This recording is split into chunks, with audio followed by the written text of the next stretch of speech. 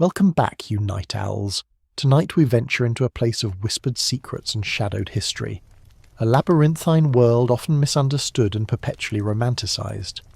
We're going to step through the gilded gates of the Ottoman imperial harem, a place you probably imagine as a gilded cage filled with silk-clad odalisques and languid sensuality. But trust me, you probably won't survive this journey with your illusions intact. The reality is far more complex and, frankly, a whole lot more dangerous.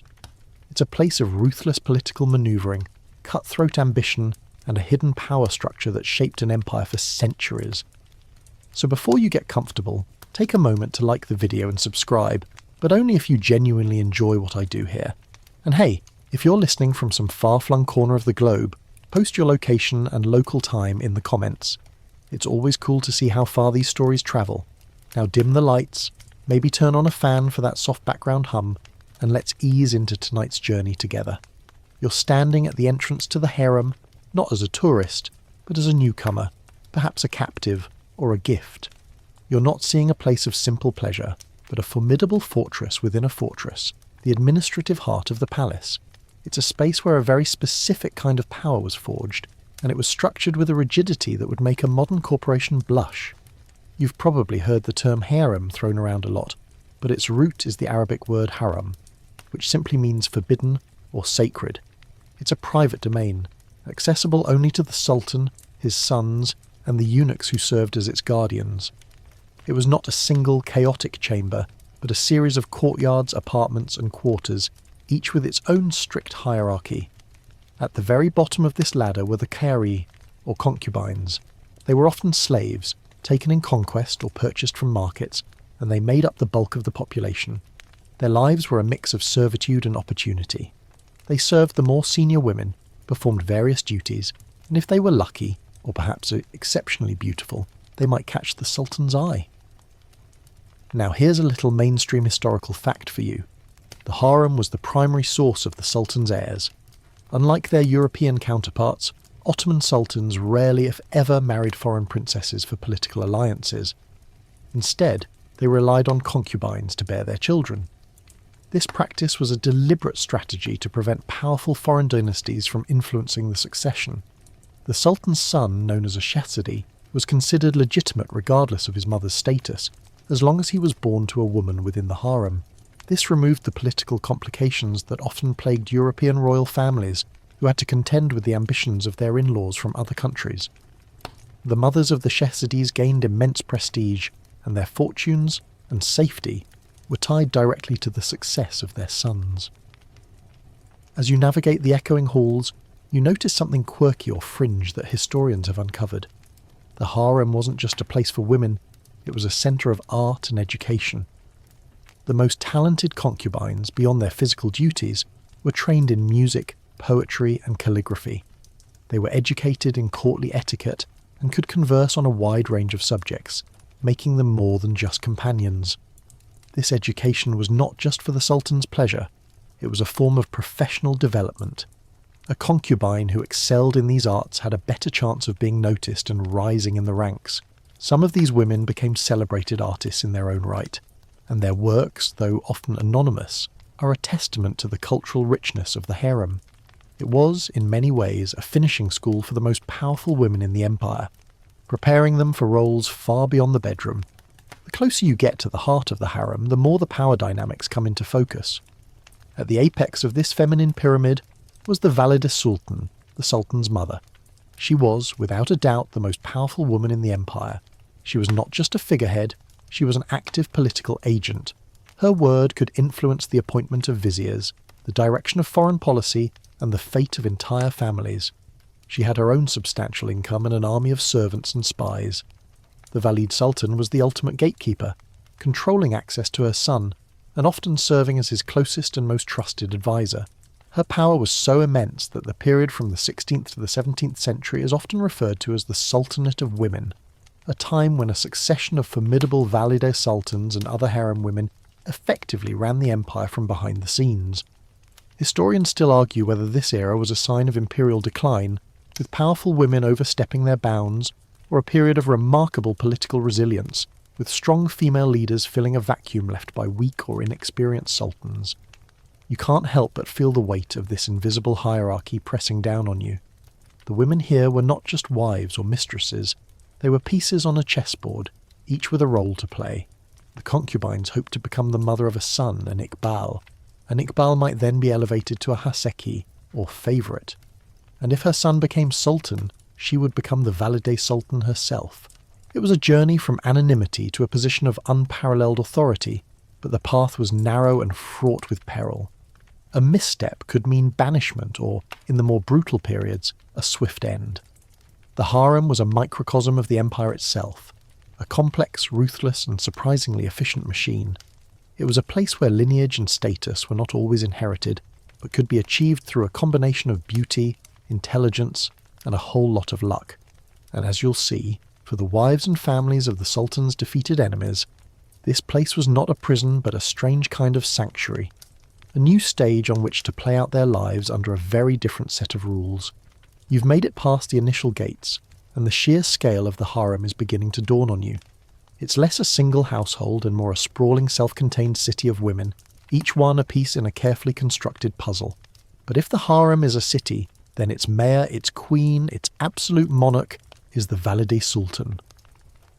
The echoes of her power seem to ripple through the very air, a low hum of authority that every person here, from the lowliest laundry maid to the highest-ranking eunuch, instinctively respects.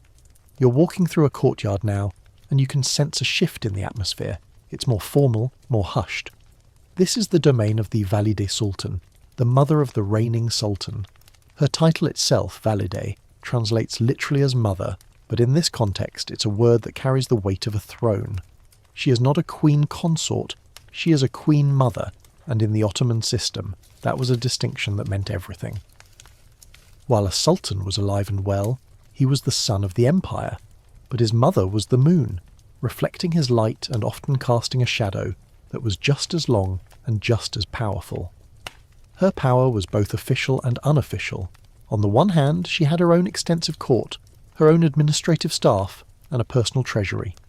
On the other, her influence came from her unique relationship with her son. He was the one man who could not and would not refuse her. Here's a mainstream historical fact that will make you sit up a little straighter. The Valide Sultan was often the de facto regent during her son's minority or incapacitation. The Ottoman system of succession was notoriously brutal and often led to the enthronement of very young, inexperienced sultans.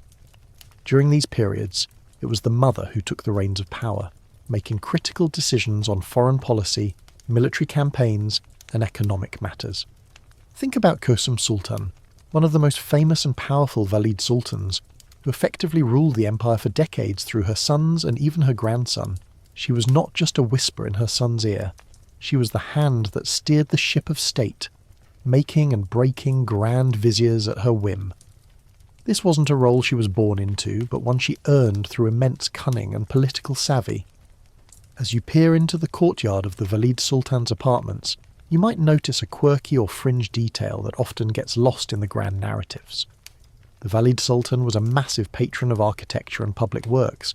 She didn't just spend her vast wealth on silks and jewels, she funded the construction of mosques, schools, hospitals and soup kitchens across the empire. These aren't just acts of charity, they're a public display of power and legitimacy. A mother's legacy wasn't just in her son, but in the enduring monuments she left behind. The Yeni Valide Mosque in Istanbul, for instance, was started by one Valide Sultan and finished by another, a symbol of their continuous intergenerational power. These projects were a way for them to cement their authority and to show the populace that the harem was not an isolated island of luxury, but a centre of benevolence and imperial concern. Of course, this immense power came at a cost, and it's a subject where historians still argue whether the Sultanate of Women was a golden age of female empowerment or a symptom of political instability. Some scholars argue that the rise of these powerful mothers and their networks of loyalists within the harem led to a breakdown of traditional courtly structures and contributed to the empire's eventual decline. They point to the constant power struggles and intrigues that could sideline a capable vizier or elevate a less qualified favourite. Others contend that these women, often the only stable figures in a turbulent period of succession crises, provided a vital continuity. They were the glue that held the empire together when its male leaders were too young, too weak, or too busy with internecine squabbles.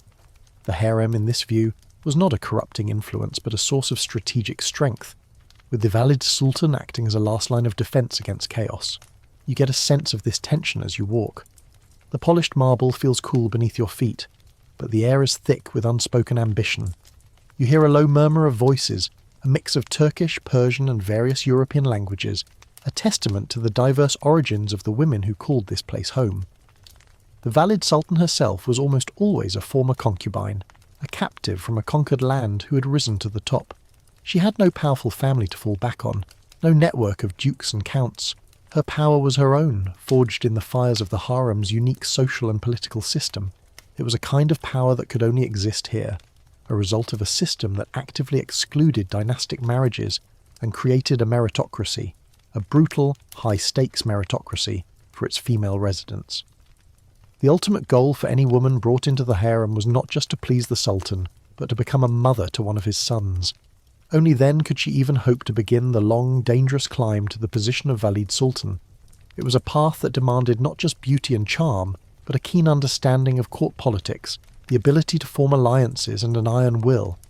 She had to navigate the jealousy of her rivals, the constant surveillance of eunuchs, and the whims of the sultan himself. She was not a queen in the European sense, but something far more rare and perhaps more formidable. A woman whose power was not given to her by her husband, but earned through her own wits and her son's ascendancy. And as we'll see, for the women who were brought here from the courts of defeated enemies, this path was often the only one that led to anything resembling safety and security, and in some cases power that they could only have dreamed of. You've moved deeper into the harem, past the grand, imposing quarters of the valid sultan, and you're now in the more bustling communal parts of the palace. The air is filled with the clatter of pots and pans, the low murmur of gossip, and the occasional burst of laughter. This is the world of the concubines, the carrier. They are the heartbeat of the harem, and their lives, you realise, are a fascinating blend of servitude and ambition. They are not just anonymous faces. Each one has a story, a past that led her here, and a future that hangs by a thread of luck and imperial favour. You see them everywhere, going about their daily routines. Some are young girls just brought in, wide-eyed and terrified. Others are older, more seasoned. Their faces are a roadmap of their years within these walls. They come from every corner of the empire and beyond. Many were captives from border skirmishes or conquests, seized from villages and towns. Others were purchased from slave markets, sold by desperate families or cunning merchants. A few were even gifted to the sultan by foreign potentates, a living offering of goodwill. Regardless of their origin, they all shared one thing: a complete separation from their former lives. They had no family name, no past to speak of, and their future was entirely in the hands of the sultan and the intricate hierarchy of the harem. Here's a mainstream historical fact for you. The primary purpose of a concubine was not simply to serve the sultan's pleasure, but to potentially bear him a child.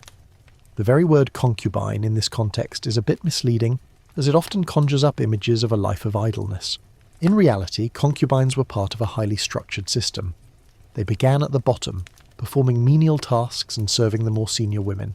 From there, they could advance through various ranks based on their beauty, talent and intelligence. The most promising concubines were noticed by the harem's chief administrator, often the Kislar Aga, or chief black eunuch, and were groomed for a potential encounter with the sultan. This wasn't a random process. It was a deliberate selection, a kind of high-stakes talent scouting. As you walk through one of the concubines' dormitories, you notice a quirky or fringe detail that speaks to their unique situation.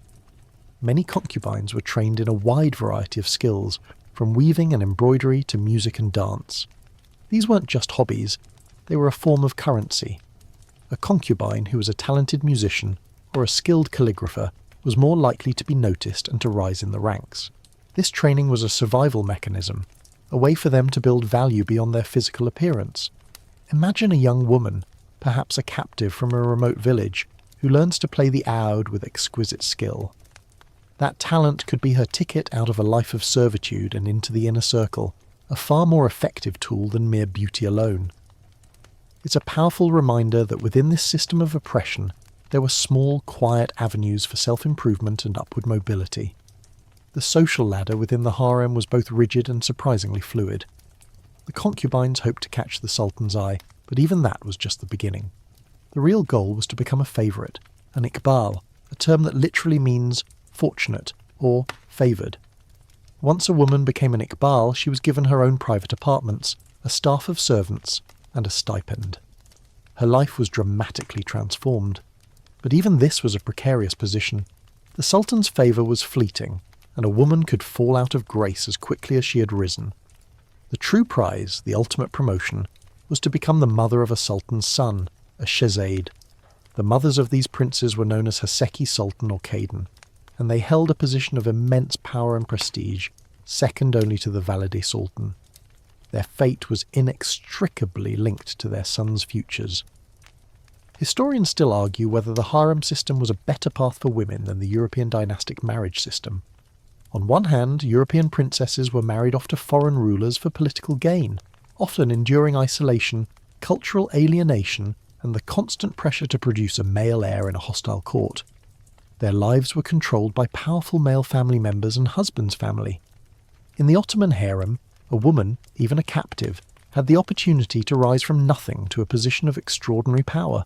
She was not a pawn in a game played by men from two different courts. She was a player in her own right. On the other hand, the harem was a high-stakes environment where a woman's fate was always uncertain. She was a possession, a prize, and her power was always dependent on the favour of a single man. The risk of being cast aside, of having her son killed in a succession struggle, was ever present. So, was it a system of empowerment or a gilded cage? The answer, you realise, is probably somewhere in the middle, depending on the individual woman's story. As you continue your walk, you can't shake the feeling that this is a world of constant, unspoken tension. The women are polite to each other, but there is an undercurrent of rivalry, a quiet competition for the sultan's attention, and the security that comes with it.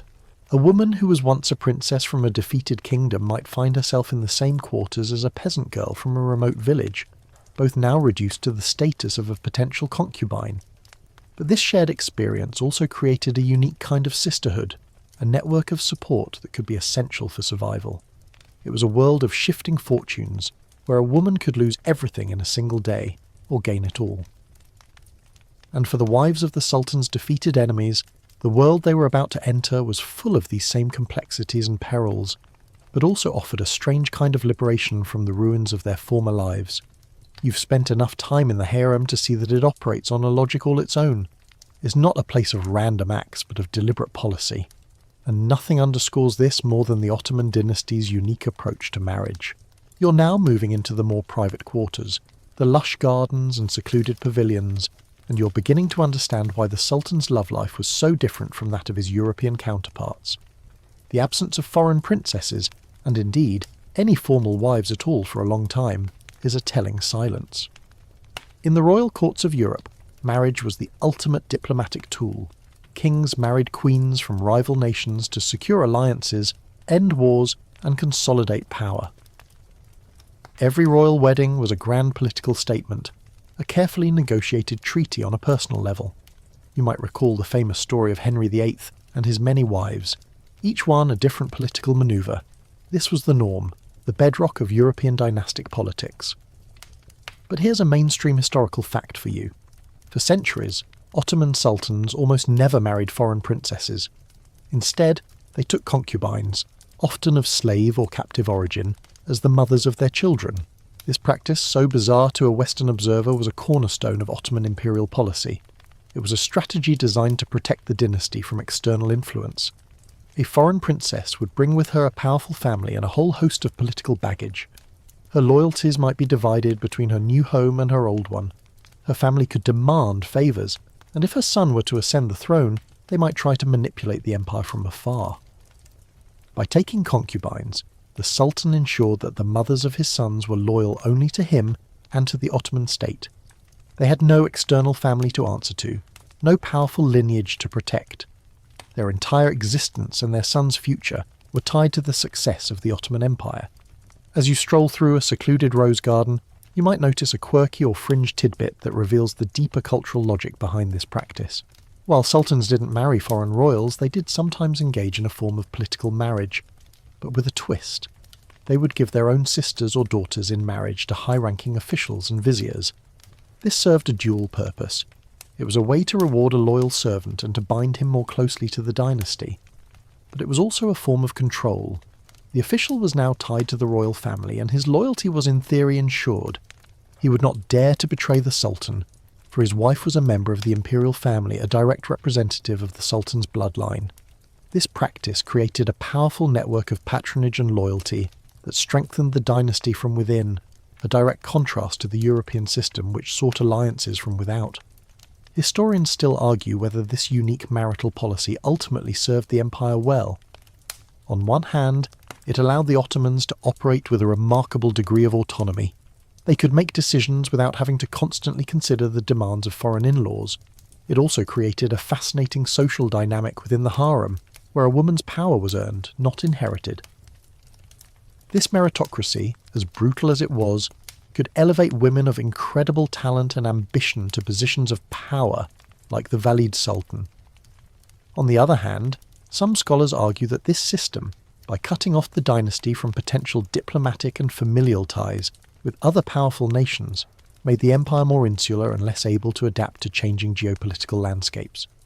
It also created a high-stakes internal power struggle within the harem that could, and often did, spill out into the wider court, leading to political instability.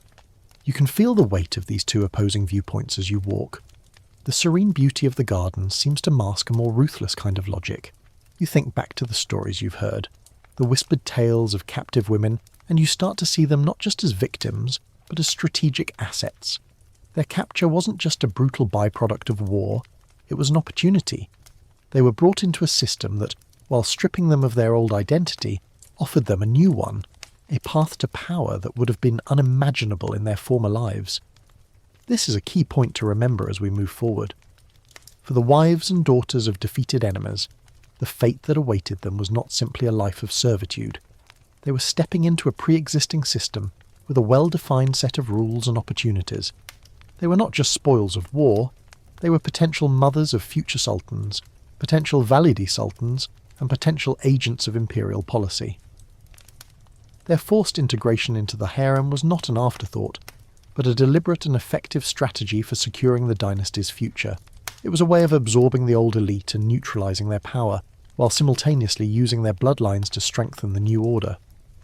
The quiet pavilions and lush gardens you walk through are not just for leisure. They are the stage where this grand, complex and often chilling drama of power, politics and survival played out for centuries. You're walking through a different part of the harem now, a more Spartan and functional area. The air smells of fresh linen and soap, not perfumed oils. This is where the newly arrived captives would have been processed and assessed. You feel a chill as you imagine their terror and confusion. They were not just random women, they were spoils of war, and as such, their legal and social status was well defined, albeit in a system alien to their former lives.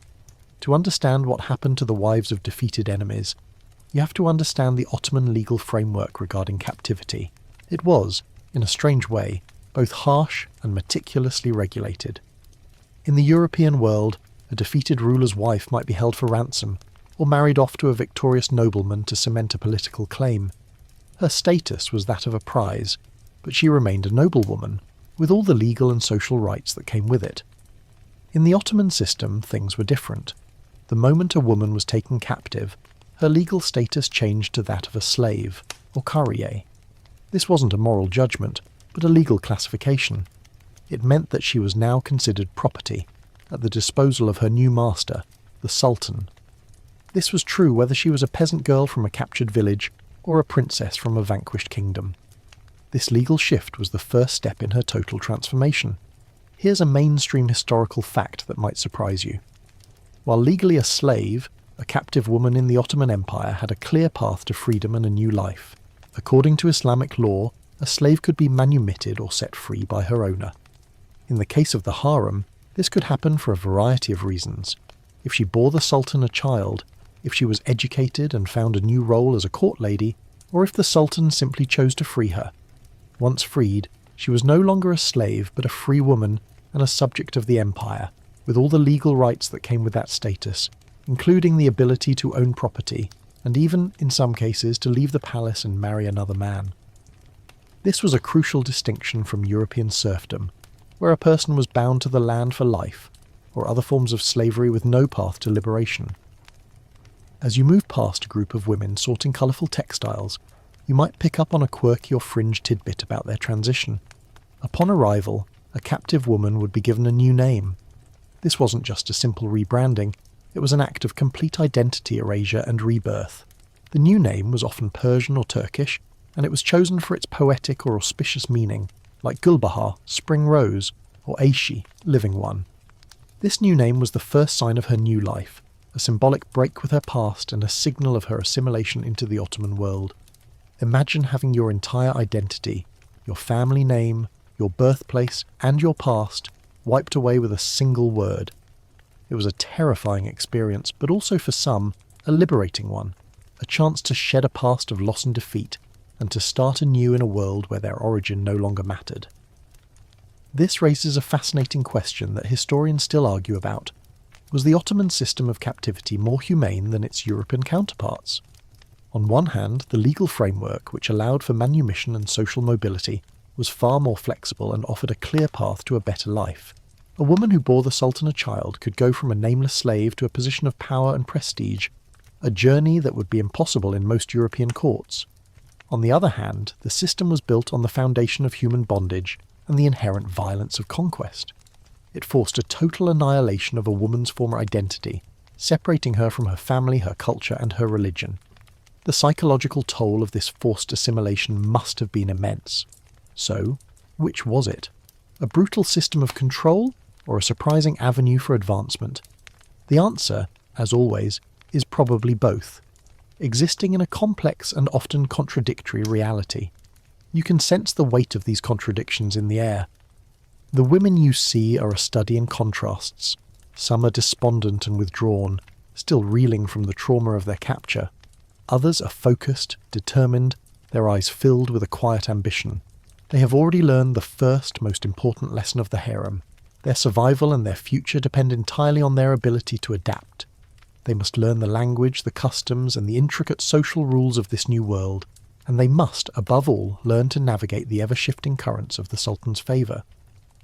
For the wives of defeated enemies, this wasn't just a game. It was their only chance at redemption. They were brought here not to be punished, but to be absorbed. Their former status as a queen or a princess was a memory, a ghost of a life that was now over. Their new life had just begun, a new life as a potential concubine, with all the perils and possibilities that came with that title.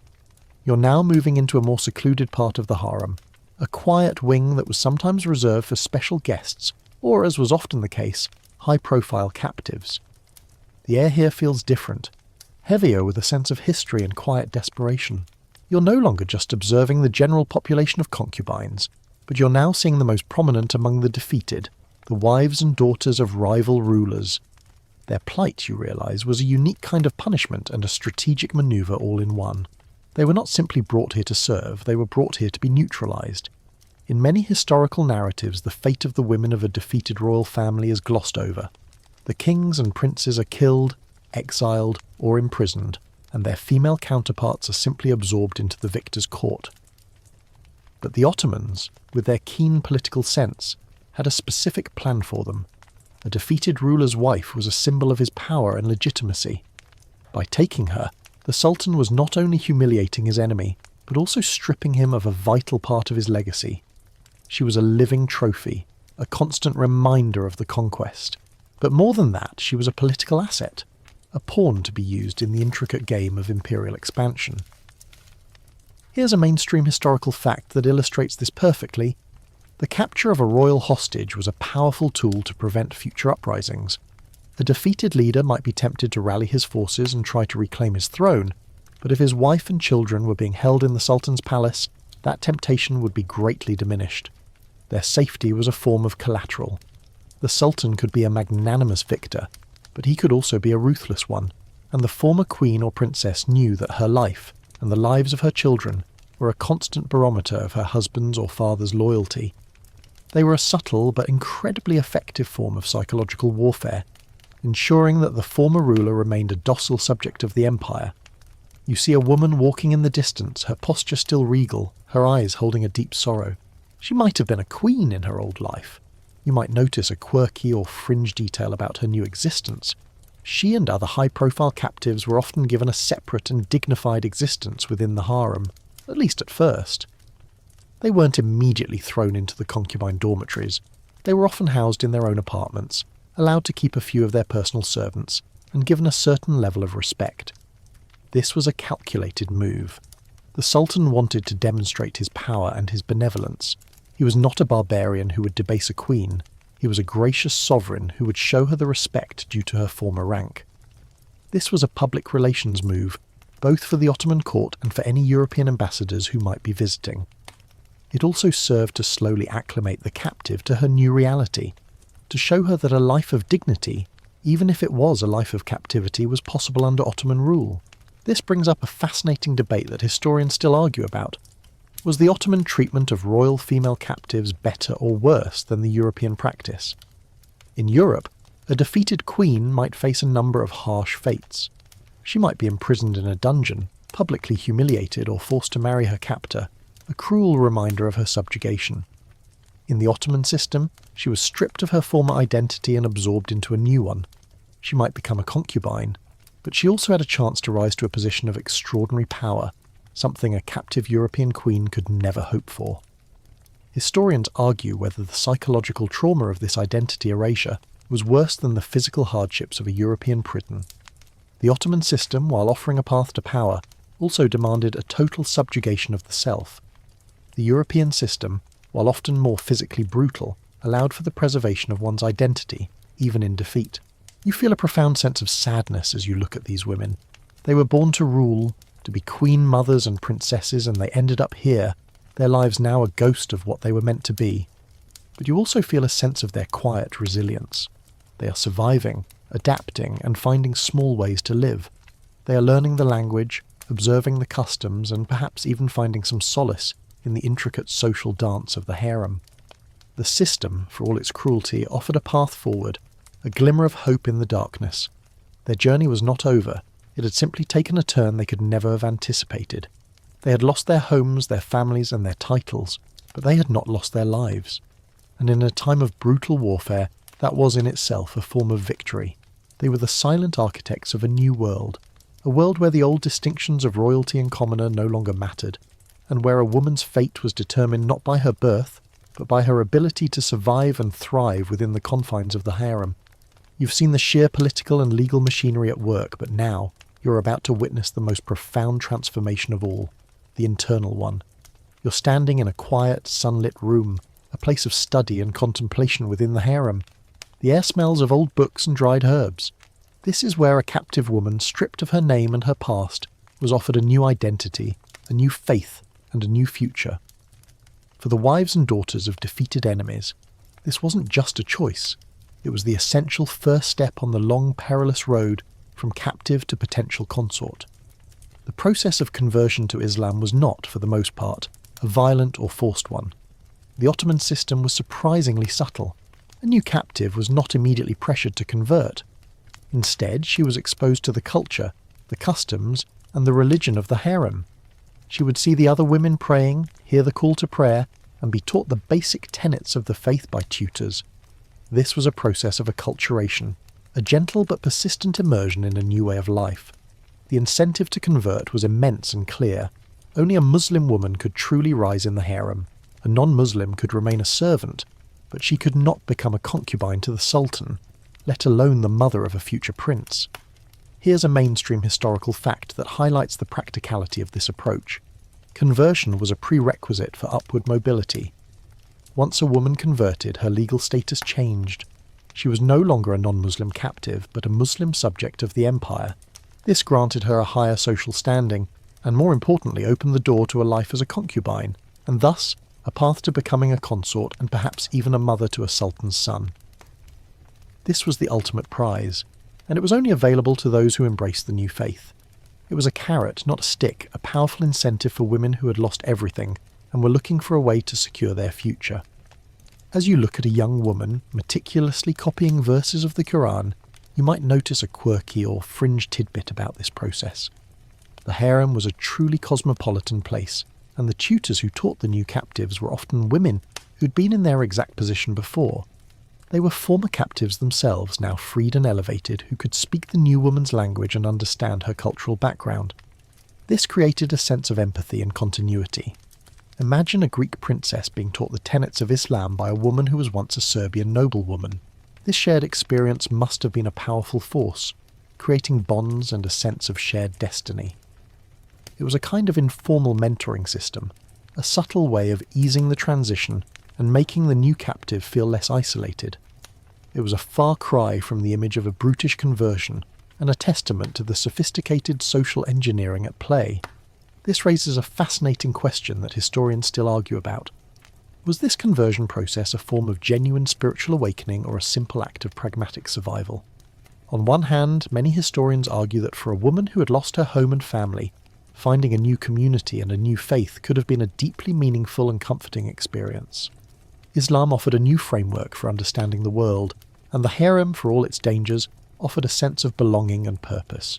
It was a new family and a new home. On the other hand, some scholars argue that for a woman in such a precarious position, conversion was an act of cold, calculated pragmatism.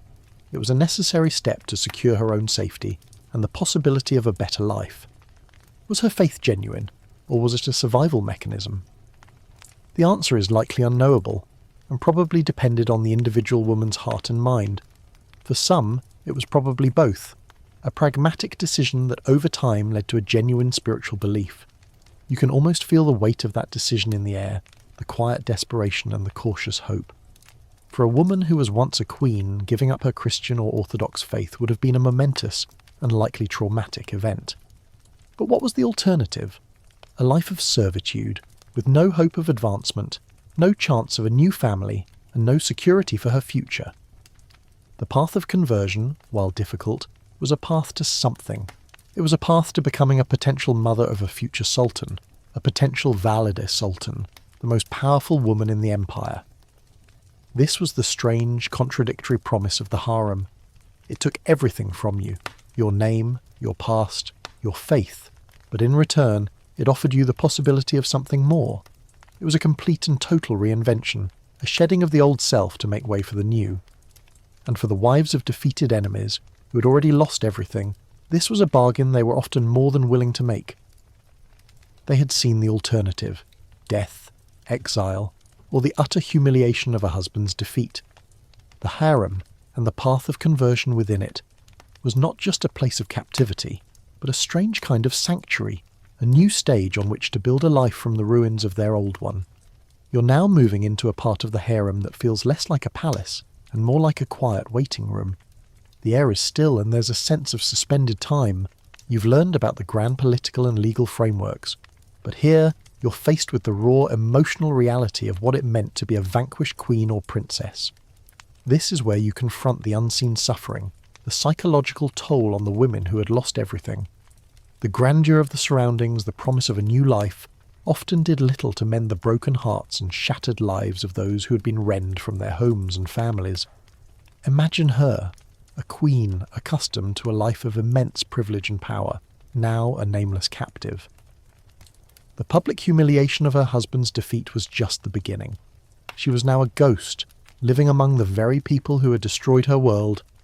Her children, if they were lucky enough to be with her, were also stripped of their identity, their future now uncertain and terrifyingly dependent on the whim of their captor. The psychological landscape of her new life was a constant series of microaggressions and reminders of her defeat. The language, the customs, the food, the very architecture itself, everything was a testament to her loss. She was a living monument to the victor's triumph, and that burden was a heavy one to bear. Here's a mainstream historical fact that gives you a glimpse into this suffering. The wives of defeated rulers were often used as leverage. The Ottoman Sultan would offer them a comfortable life, but their every move was watched. Letters to their families back home were censored. They were given a new life, but it was a life without freedom, without a true sense of belonging. The Sultan could at any time change his mind, and their comfort was a gift, not a right. The former queen or princess was constantly walking on eggshells, a polite smiling prisoner in a gilded cage. This perpetual state of uncertainty, This constant awareness of their own vulnerability was perhaps the cruelest aspect of their captivity. You might notice a quirky or fringe tidbit from historical accounts that captures this quiet desperation. While many women eventually found a way to adapt, some held on to their past in small, secret ways. They might have hidden a small religious icon or a piece of jewellery that belonged to their mother, a tangible link to the life that was now lost. They would speak their native language in hushed whispers to their children, teaching them the songs and stories of their homeland. These small acts of defiance were their way of preserving a part of themselves, a silent rebellion against the erasure of their identity. These weren't grand gestures, but tiny personal acts of resistance, a way to keep the memory of their old lives alive in the heart of their new one. This brings up a fascinating question that historians still argue about. Was the psychological and emotional trauma of these women a conscious part of the Ottoman strategy? Some scholars argue that it was an unfortunate but unavoidable byproduct of conquest. The Ottoman system was designed for assimilation, not torment. The goal was to integrate the vanquished, not to torture them. The suffering was a result of the process, not the purpose. Other scholars contend that the psychological subjugation was, in fact, an essential part of the strategy. By breaking the spirit of the former queen, the Sultan was also breaking the will of her husband and her former people. The constant reminder of their defeat, the sight of their queen living under the thumb of the Sultan, was a message to all that resistance was futile.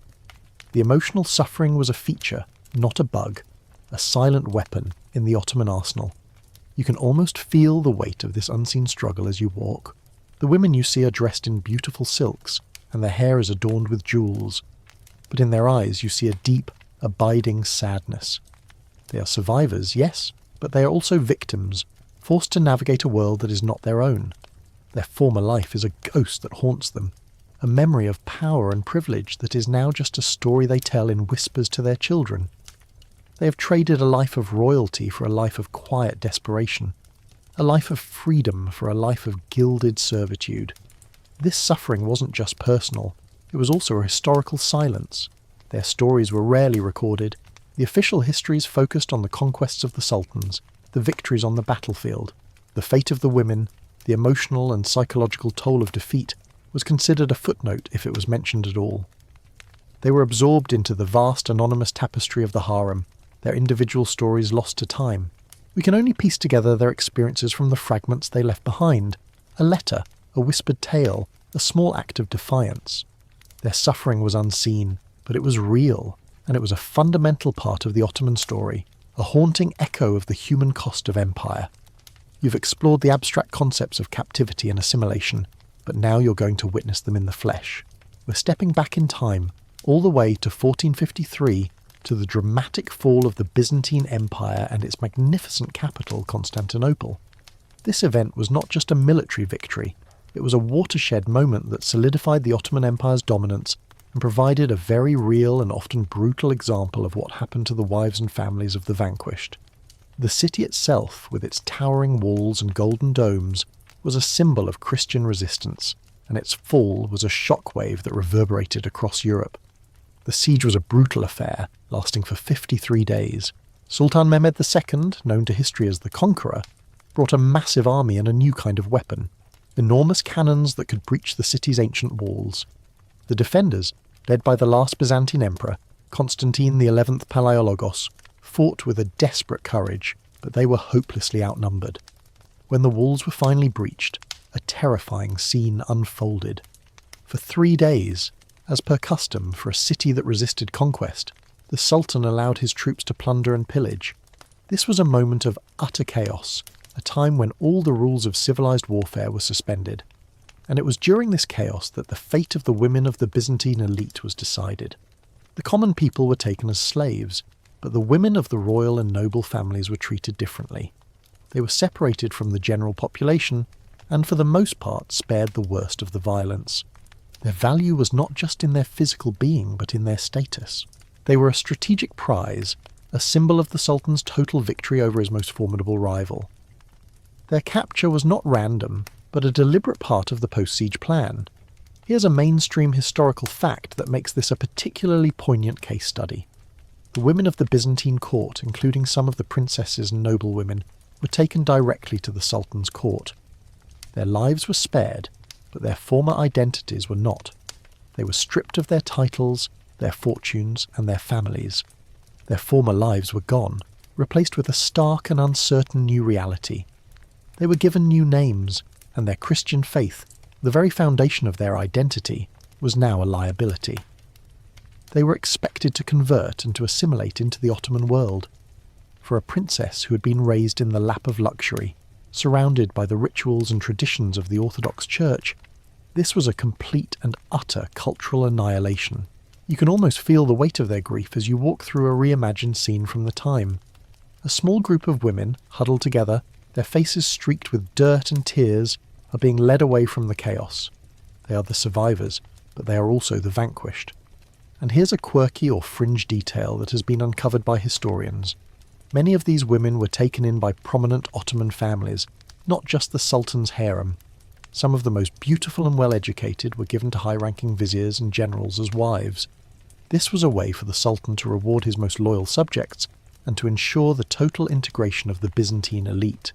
The former princess, who was once destined for a royal European marriage, might now find herself the wife of a Turkish general, a symbol of the new world order. This practice created a fascinating blend of cultures, where the old bloodlines of the Byzantine Empire were absorbed and co-opted into the new Ottoman aristocracy. This raises a compelling question that historians still argue about. Did the women of Constantinople truly assimilate, or did they retain a sense of their former identity in secret? Some scholars argue that the trauma of the conquest and the constant pressure to conform made it impossible for them to hold on to their past. They were new women, with new names, new families, and a new faith. Their old lives were simply a distant memory, a story that they would never tell. Other historians contend that in the privacy of their new homes they held on to their traditions in quiet, clandestine ways. They may have taught their children a few words of Greek, or told them stories of the great city that was now lost. The cultural and emotional scars of their past would have been too deep to simply vanish.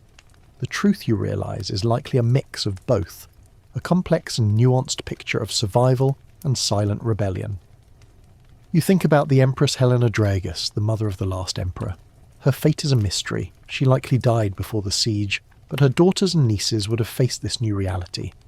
They were not just anonymous captives. They were individuals with their own fears, their own memories, and their own resilience. Their story is a reminder that behind the grand narratives of conquest and empire, there are countless personal stories of loss and survival. The fall of Constantinople was not just a historical event, it was a deeply personal catastrophe for the thousands of people who called it home, and for the women of the Byzantine elite, it was a moment that transformed them from the rulers of an old world into the new subjects of a new one, a journey that would redefine not only their lives but the very fabric of the Ottoman Empire itself. You're still in the echoes of the fall of Constantinople, but now you're zooming in on a specific person, a historical ghost whose story is both a symbol and a stark reality. Imagine a woman, a Byzantine empress, not a legendary figure like Theodora, but a real person from the twilight of the empire. Her name might have been Anna or Maria, and her life was one of immense privilege and spiritual devotion. She would have grown up in the Grand Palace, surrounded by mosaic icons and the intricate rituals of the Orthodox Church. Her days were spent in prayer and in the quiet, formal life of the court. Then, in a single, terrifying day, her world was shattered. The walls were breached, the city fell, and she was no longer an empress. She was a captive. Her transition from a life of royalty to her new existence under Ottoman rule is a story of profound loss and strange adaptation. The official records are frustratingly silent on the fates of many of these women. We know they were taken, but we rarely know their names or what happened to them.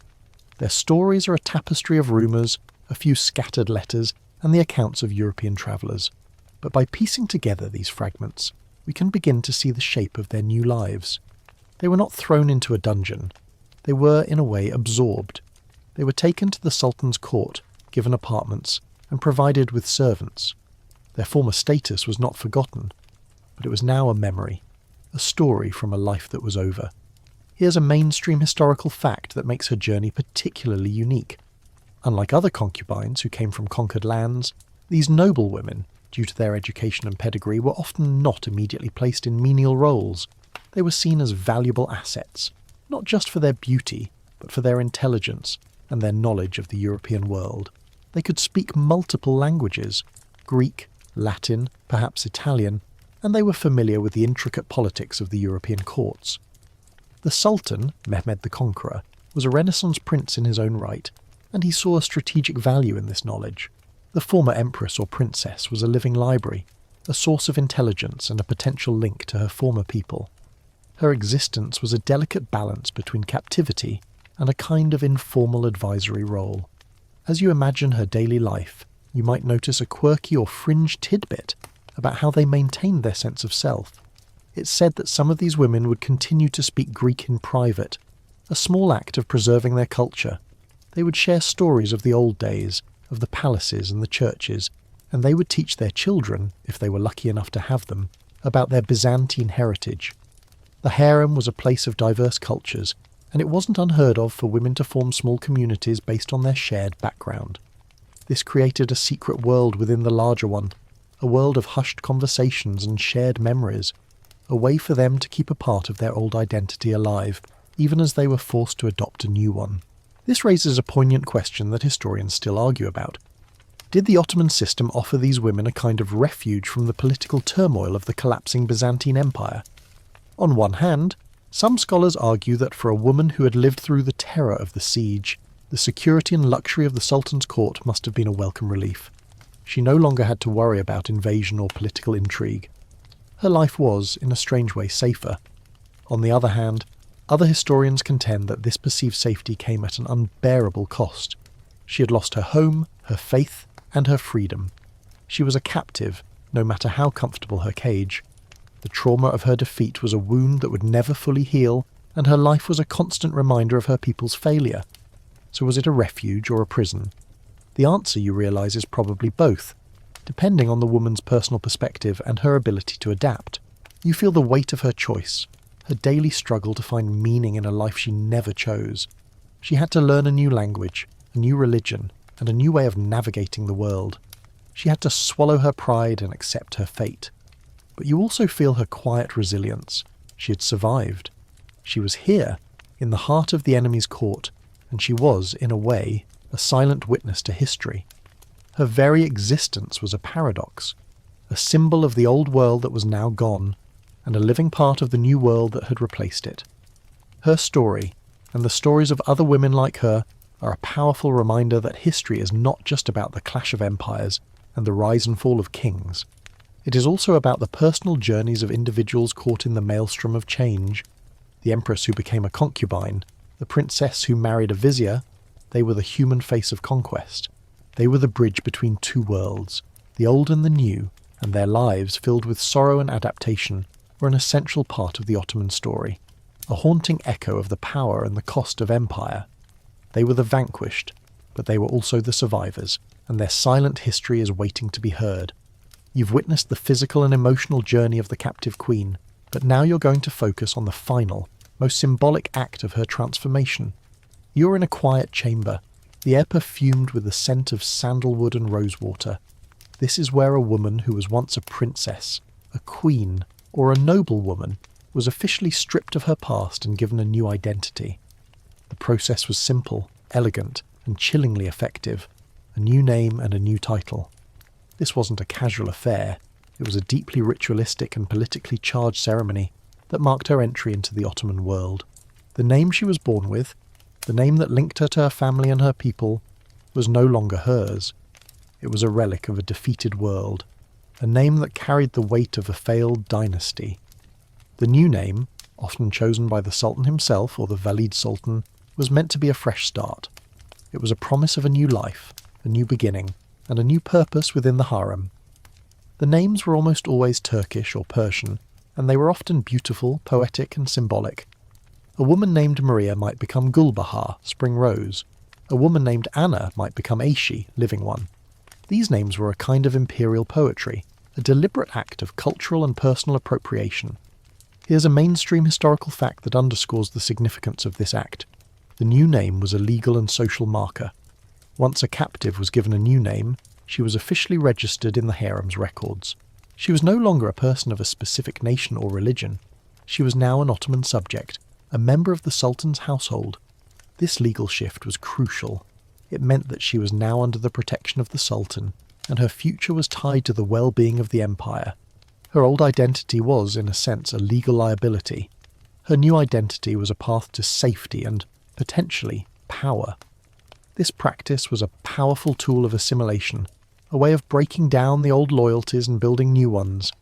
As you consider this process, you might stumble upon a quirky or fringe detail that reveals its human side. Some of these women, in their private moments, would still use their old names among themselves. They would whisper their birth names to their children or their closest friends, a silent act of defiance against the erasure. It was a way of holding on to a piece of themselves, a small, secret rebellion against the all-encompassing power of the Sultan. This practice highlights the human desire to retain a connection to one's past, even when that past is a source of immense pain. It shows that even in a system designed for total control, there were small, quiet pockets of personal resistance. The official name was for the world, but the old name was for the self. This leads to a compelling question that historians still argue about. Was this act of renaming a form of benevolent assimilation, or a brutal act of identity theft? On one hand, some scholars argue that it was an act of kindness. The Sultan was offering these women a fresh start, a chance to shed the burden of defeat and to become a part of a new powerful family. The new name was a symbol of their acceptance into the harem and a promise of a better life. On the other hand, other historians contend that it was a profound act of psychological violence. By taking away a woman's name, the Ottomans were taking away her very self. She was a ghost of who she used to be, a person without a history, a woman whose identity was now completely defined by her master. This act was a constant reminder of her subjugation and her loss. The debate, you realise, is not about the act itself, but about the intention behind it, and the internal experience of the woman who had to live with its consequences. You feel the weight of this choice. To accept the new name was to accept a new reality, to sever the ties with your old life. To reject it, even in secret, was to live in a constant state of internal conflict. For a woman who had once been called Your Majesty, her new name was a stark reminder of her fall from grace. But it was also the first step on a new path, a path that could lead to a position of extraordinary influence. The former Greek princess who became Aishi could one day be the Valide Sultan, the most powerful woman in the empire. Her new name was not just a label, it was a promise, a contract with the future. This process of renaming was a fundamental part of the Ottoman strategy for handling the women of defeated enemies. It was a way of absorbing them, not just physically, but spiritually and culturally. They were no longer the vanquished. They were now a part of the victorious empire. Their old identity was a threat, a potential source of rebellion. Their new identity was an asset, a living symbol of the Sultan's power and his ability to integrate and transform his enemies. And as you'll see, these women, with their new names and new lives, played a crucial role in shaping the very fabric of the empire, a quiet and often forgotten part of history. You've explored the grand spectacle of a captured Byzantine empress, but now we're going to shrink the scale and move to the heart of the Ottoman Empire's formation, the Anatolian front. This is a story not of a single dramatic siege, but of a slow, relentless process of conquest and absorption. You're no longer in the Grand Palace of Constantinople, but in the dusty, windswept landscapes of Anatolia, where the early Ottoman sultans were consolidating their power by conquering the smaller independent Turkish principalities, known as beyliks. And in this process, the wives of the defeated beys, the rulers of these principalities, played a crucial role. The conflict here was different. These were not Christian enemies from a rival empire, but fellow Turks and Muslims. The conquest was less about religious conversion and more about political unification.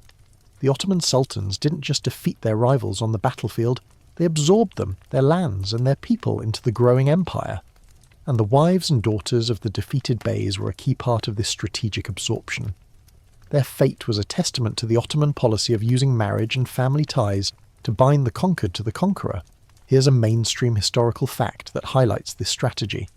It was a common practice for an Ottoman sultan to take the daughter of a defeated bey as a wife, or to arrange her marriage to one of his trusted viziers or generals. This was not about humiliation, it was about integration.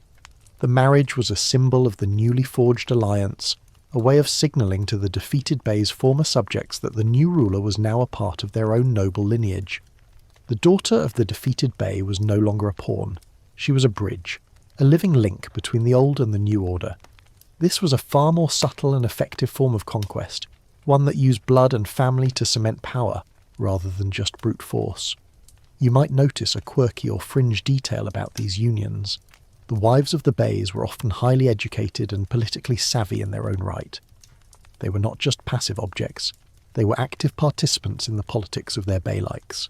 When they were married into the Ottoman court, they brought with them a wealth of knowledge about the local politics, the economy, and the culture of their former lands. They were a valuable source of intelligence and a trusted advisor for their new husbands. Imagine a former princess from a small Anatolian beylik who, through her marriage to a powerful Ottoman vizier, was able to secure a better life for her people, a way of ensuring that her home province was treated with respect and not exploited. They were, in a sense, lobbyists for their old world in their new one. This brings up a fascinating question that historians still argue about. Was this policy of marriage-based absorption more humane than the outright conquest of other empires? On one hand, some scholars argue that it was a far more enlightened approach. It prevented unnecessary bloodshed and allowed for a smoother transition of power. The former beylik was not destroyed but was integrated, its people becoming loyal subjects of the Ottoman Empire. On the other hand, other historians contend that it was a particularly insidious form of subjugation. It was a kind of psychological warfare, a way of breaking the spirit of the defeated elite by forcing them to join the very people who had destroyed their world. The wife of the defeated Bey was a symbol of her husband's defeat, a constant reminder that his dynasty was over and that his family was now at the mercy of the Sultan. So, was it a policy of assimilation or subjugation? The answer, you realise, is both, and it depended on the individual's experience. You can sense the weight of these contradictions in the air as you walk through a mental image of an old Anatolian town, its cobblestone streets and ancient stone houses. The wives of these beys were not just absorbed, they were transformed. They had to learn the complex social rules of the Ottoman court, and they had to navigate a world far grander and more complex than the small courts of their home provinces. They were living symbols of the new reality, a reality where the old distinctions between the beyliks were gone, and all power radiated from a single source, the Ottoman Sultan. Their stories, though often unrecorded in the Grand Chronicles, are an essential part of the Ottoman success story. They were the silent architects of a unified empire, the women who, through their marriages, stitched the disparate parts of Anatolia into a single, cohesive whole. They were the bridge between two worlds, and their quiet, often unseen struggles were a fundamental part of the political and social fabric of the new empire. They were the vanquished, but they were also the survivors, and their history is a testament to the power of a strategic mind and the silent strength of the human spirit. You've explored the internal politics of the harem and the silent absorption of rival dynasties, but now we're going to pull back and see it from a completely different angle, as an unofficial hub of international diplomacy. You're no longer in the secluded women's quarters, but in a more public space, a grand reception room where foreign dignitaries might have been received. The air is thick with a different kind of tension, one of courtly intrigue and subtle power plays. The wives of defeated enemies, once simple captives, were now potential agents in a much larger global game. In the European world, diplomacy was the exclusive domain of men. Kings, ambassadors, and generals negotiated treaties, arranged marriages, and declared wars. Women were often pawns in this game, but they rarely had a seat at the table. In the Ottoman Empire, things were a little more fluid. The harem, with its cosmopolitan population of women from across Europe, Asia, and Africa, was a microcosm of the world itself. It was a place where different languages, customs, and political views coexisted, and where information flowed in and out through a network of eunuchs, servants, and palace officials. The captive women, with their intimate knowledge of their former courts, were an invaluable source of intelligence. Here's a mainstream historical fact that makes this a fascinating aspect of the harem's function. European ambassadors and merchants would often try to send messages and gifts to the women of their home countries who were living in the harem. They knew that these women, especially those who had risen to a position of influence, could be a powerful conduit for information and a subtle way of influencing Ottoman policy. They might send a finely crafted piece of jewellery with a hidden message or a letter filled with coded language, hoping to gain an audience with a former princess who was now a favourite concubine. These women, in a strange way, became unofficial ambassadors, representing their old world in their new one. You might notice a quirky or fringe tidbit that reveals the depth of these diplomatic efforts. The Valide Sultan, the mother of the reigning sultan, was often the recipient of elaborate gifts from European monarchs, not as a sign of respect for her person, but as a way of getting a message to the sultan. The Valide Sultan, with her immense power and her constant access to her son, was a crucial link in the chain of command. European leaders knew that a well-placed gift or a kind word from his mother could sway the sultan's opinion far more effectively than any official diplomatic overture. These gifts were often practical items, like clocks or medical instruments, a way of signalling to the Valide Sultan that the foreign nation was modern and a valuable ally. This raises a fascinating question that historians still argue about. Was this unofficial diplomacy a sign of the Ottoman Empire's political maturity, or a symptom of its insular nature? On one hand, some scholars argue that the use of the harem as a diplomatic channel was a clever and pragmatic way of conducting foreign policy. It allowed the Sultan to gather intelligence and to gauge the intentions of his rivals without having to engage in a formal and often public dialogue. It was a kind of back-channel diplomacy that was both effective and discreet. On the other hand, other historians contend that it was a sign of the Ottoman Empire's lack of a modern, formal diplomatic corps. The fact that European leaders had to resort to bribing the Sultan's mother to get an audience was, in their view, a sign of a flawed and outdated system. It was a system that relied on personal relationships and informal networks, rather than on codified rules and official protocols. You can feel the weight of these two opposing viewpoints as you imagine these subtle negotiations taking place. The harem was not just a place of power and intrigue, it was a theatre of international relations, a space where the world's great powers played out their rivalries and alliances through the lives of women.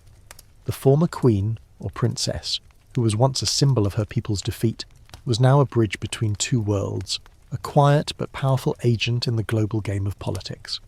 Her existence was a paradox, a testament to the power of a woman in a world that was ostensibly ruled by men. The wives of defeated enemies were not just pawns in this game, they were active players with their own agendas and their own loyalties. They could use their position to help their former people, to send messages, and to try to influence the Sultan's decisions. They were a living link between the old world and the new, and their stories are a reminder that history is not just about the grand gestures of men, but also about the quiet, often unseen struggles of the women who were at the heart of it all. They were the vanquished, but they were also the survivors, and their silent diplomacy was a fundamental part of the Ottoman story. You've explored the subtle politics of the harem and the silent diplomacy that flowed through it, but now we're going to turn our attention to a different kind of relationship, one of open hostility and constant conflict.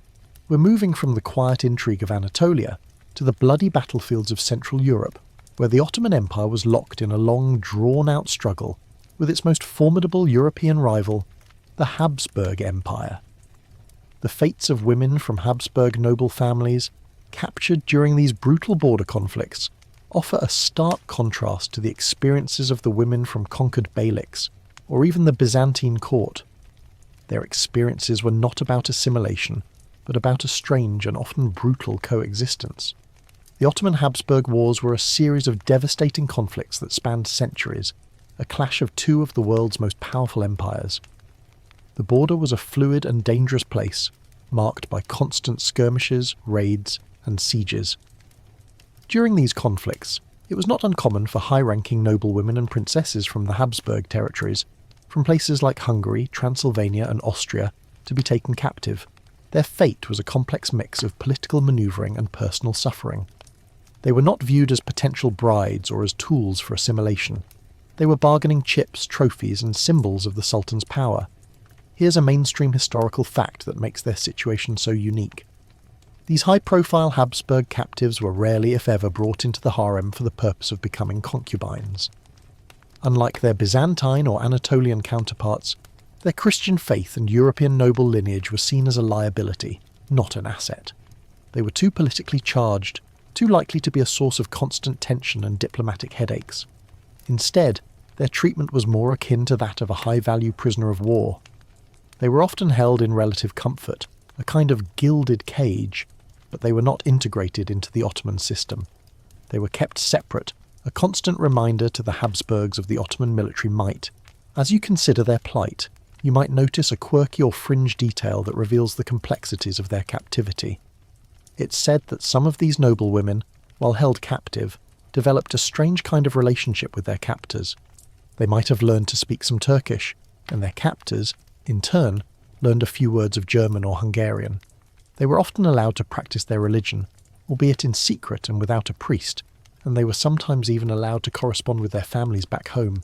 This was a calculated move on the part of the Ottomans. It was a way of demonstrating their power and their magnanimity, a subtle message to the Habsburgs that, we are holding your loved ones, but we're treating them with dignity. This created a strange kind of human connection in the midst of a bitter and brutal conflict, a quiet exchange of courtesies and a shared understanding of the human cost of war. This brings up a fascinating question that historians still argue about. Was the Ottoman treatment of Habsburg noblewomen a sign of a more civilized approach to warfare, or a particularly insidious form of psychological torture? On one hand, some scholars argue that by not forcing conversion, and by allowing for correspondence and a certain level of comfort, the Ottomans were acting in a way that was, in some respects, more humane than their European counterparts. A Habsburg noblewoman in a French or Spanish prison might have faced a much harsher fate. On the other hand, other historians contend that this seemingly benevolent treatment was a cruel and calculated move. These women were not just captives, they were symbols. They were a constant reminder to their families that the Ottomans had the upper hand, and their fate hung in the balance of every political negotiation and every military campaign. Their very existence was a form of psychological pressure, a silent weapon in the Ottoman arsenal. So, was it humane or simply a more sophisticated form of cruelty? The answer, you realise, is probably somewhere in the middle, a complex and nuanced picture of a relationship defined by both conflict and a strange kind of codependency. You feel the weight of this unique predicament. The Habsburg noblewomen, unlike the Byzantine princesses or the Anatolian Beylik wives, were not absorbed. They were held in a state of suspended animation. They were neither a part of the old world nor a part of the new. They were living in a kind of limbo, their fate tied to the ebb and flow of a conflict that was far beyond their control. They were isolated from their families and their culture, their lives on hold, waiting for a treaty, a ransom, or an exchange.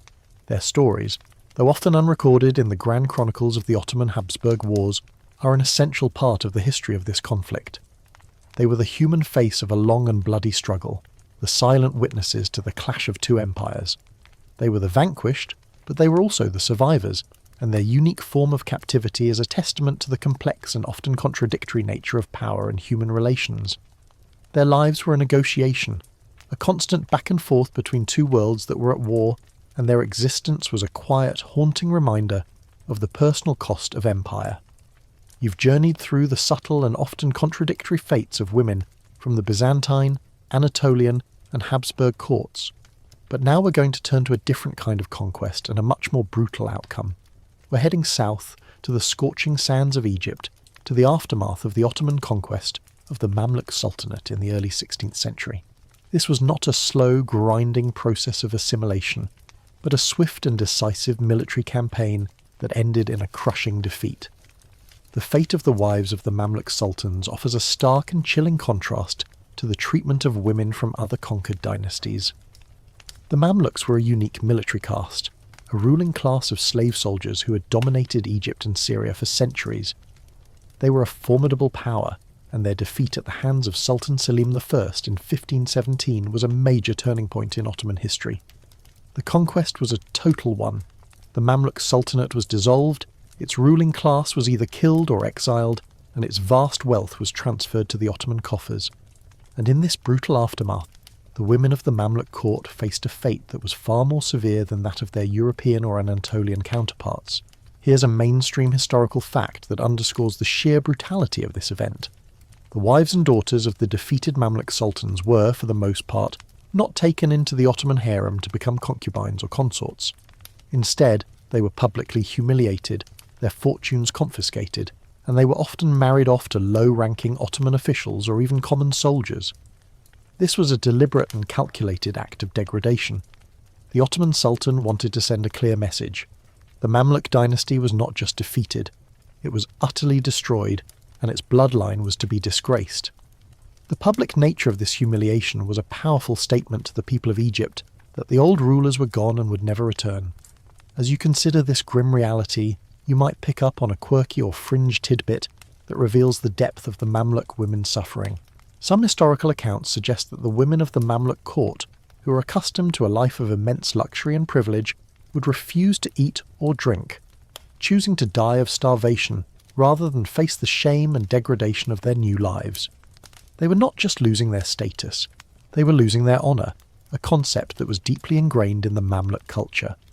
This act of self-imposed martyrdom was a silent protest, a final act of defiance against a conqueror who sought not just to defeat them, but to erase their very identity. This raises a fascinating and troubling question that historians still argue about. Why was the Ottoman treatment of the Mamluk women so different from their treatment of women from other defeated dynasties? Some scholars argue that the brutality was a result of the Mamluks' unique status as a military caste. The Ottomans viewed them as a direct military rival, and their defeat was seen as a total war that required a total victory. The humiliation of the Mamluk women was a part of this total war, a way of ensuring that their former power could never be resurrected. Other historians contend that the difference was rooted in religious and cultural prejudice. While the Ottomans and Mamluks were both Muslim, there were deep-seated sectarian and cultural differences between them. The Ottomans, who were more influenced by Turkish and Persian traditions, viewed the Mamluk ruling class as a kind of foreign military elite that had no legitimate claim to power. The humiliation of their women was a way of delegitimizing their rule and signalling to the local population that a new and more righteous order had arrived. You feel a profound sense of despair as you walk through this reimagined scene of a once proud dynasty brought to its knees. The women you see are not just sad, they are broken. They have been stripped of their wealth, their status and their dignity.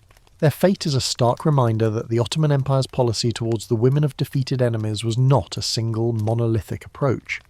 It was a complex and often contradictory one, shaped by the nature of the enemy, the political context of the conquest, and the will of the Sultan himself. The Mamluk women were not seen as potential concubines or agents of diplomacy. They were symbols of a total and uncompromising victory, and their suffering was a part of the grand spectacle of conquest. Their stories, though often relegated to the footnotes of history, are an essential part of the Mamluk legacy. They were the silent victims of a brutal war, the human face of a dynasty's collapse. Their fate stands in stark contrast to the wives of the Byzantine emperors and the Anatolian beys, a haunting reminder that while the Ottoman Empire offered a path to a new life for some, for others, it offered only humiliation and a life of quiet desperation. They were the vanquished, and in their case there was no redemption, no path to power, and no hope for a new beginning. You've explored the sheer brutality of the Ottoman conquest of the Mamluks, a stark counterpoint to the more subtle strategies used elsewhere. Now we're going to examine a different tactic, one that combined the brutality of conquest with the seemingly gentle act of marriage. We're going to look at the practice of forcing the daughters of defeated rulers to marry high-ranking Ottoman officials. This was not about love or even about a genuine political alliance. It was a strategic tool of subjugation, a way of ensuring loyalty and preventing future uprisings. It was a golden chain, binding the vanquished to the victor in a very personal way. This practice was used throughout the Ottoman Empire's history, but it was particularly effective in places where the old ruling class, though defeated, still held influence and the potential to foment rebellion. The Ottoman Sultan would identify a high-ranking family from the conquered lands, perhaps a noble family with a long history of power and influence, and demand that the daughter be given in marriage to one of his trusted viziers, generals, or even his own brother. This was not a request. It was a command, a condition of their continued existence. The family had to agree or face the consequences. Here's a mainstream historical fact that makes this so effective. The marriage was a public and private statement. Publicly, it was a symbol of the new order.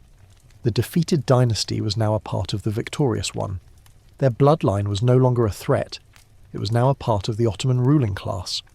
It was a powerful message to the former subjects of the defeated ruler that their old dynasty was gone and that their loyalty should now be transferred to the new Ottoman rulers.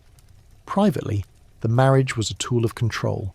The Ottoman official, by marrying the daughter of a defeated ruler, was now personally invested in the stability of the new order. He had a vested interest in ensuring that his wife's family remained loyal, and that her former people did not rebel. He was a kind of human shield, a living guarantee of his in-laws' good behaviour. As you consider this practice, you might notice a quirky or fringe detail that reveals its human side. These forced marriages were often surprisingly successful, leading to families with a mixed heritage, both Ottoman and from the conquered lands. The children of these unions were raised in the Ottoman court, but they were also exposed to the culture and history of their mothers. It was not uncommon for these children to learn their mother's language and to hear stories of their grandparents' old lives. This created a fascinating blend of cultures, a unique kind of hybrid identity. Imagine a young boy raised in the lap of Ottoman luxury, who also knew the songs and stories of a distant European kingdom. This created a kind of quiet internal diplomacy, where the old and the new worlds coexisted within a single family. This raises a compelling question that historians still argue about. Was this practice of forced marriage a more humane alternative to outright slaughter and exile? On one hand, some scholars argue that it was a far more enlightened and effective way of managing conquest. It saved lives, prevented bloodshed, and allowed for a smoother transition of power. It was a way of creating a shared future, rather than a divided one. On the other hand, other historians contend that it was a particularly cruel and demeaning form of subjugation. The daughter was not just a person, she was a trophy, an object to be used for political gain. Her feelings, her desires, and her future were irrelevant. She was forced to marry a man she did not know, to leave her family and her home, and to become a living symbol of her people's defeat. So, was it humane or just a more subtle form of cruelty? The answer, you realise, is both. A complex and nuanced picture of a system that was capable of both profound brutality and surprising pragmatism. You feel the weight of this unique predicament. The daughters of these defeated rulers were not just victims, they were also survivors. They had to navigate a new world, a new family, and a new life. They were a living bridge between two worlds, and their existence was a constant reminder of the complex and often contradictory nature of power and human relations. They were the vanquished, but they were also the survivors, and their unique form of captivity is a testament to the complex and often contradictory nature of power and human relations.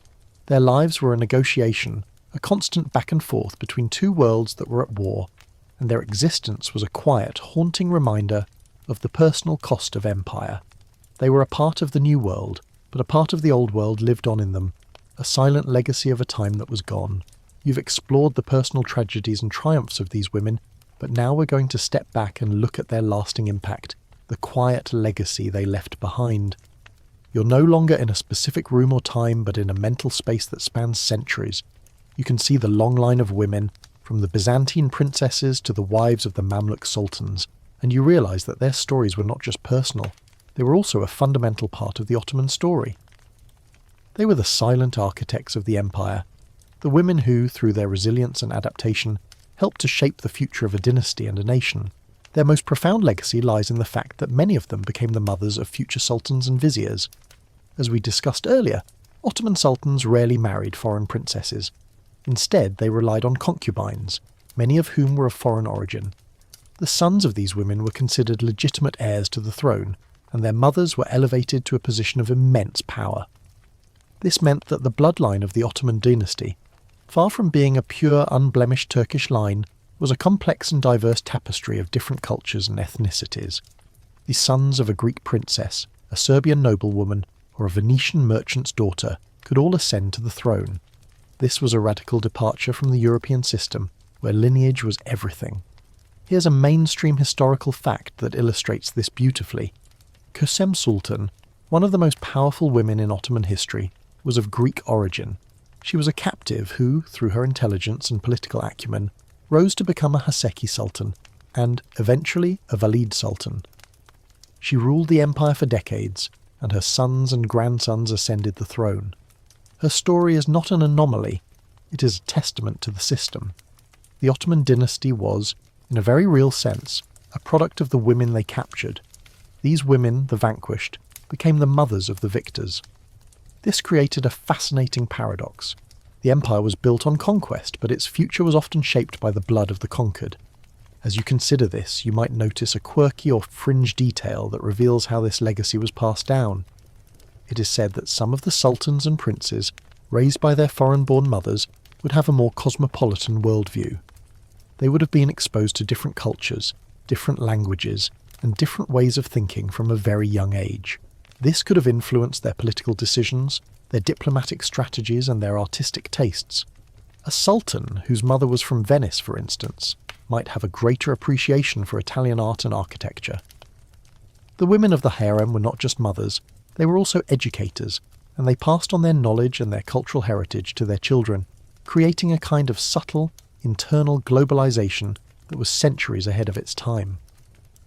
This brings up a compelling question that historians still argue about. Did the diversity of the Ottoman dynasty's bloodline ultimately make the empire stronger or weaker? On one hand, some scholars argue that the constant influx of new blood and new ideas kept the dynasty vibrant and adaptable.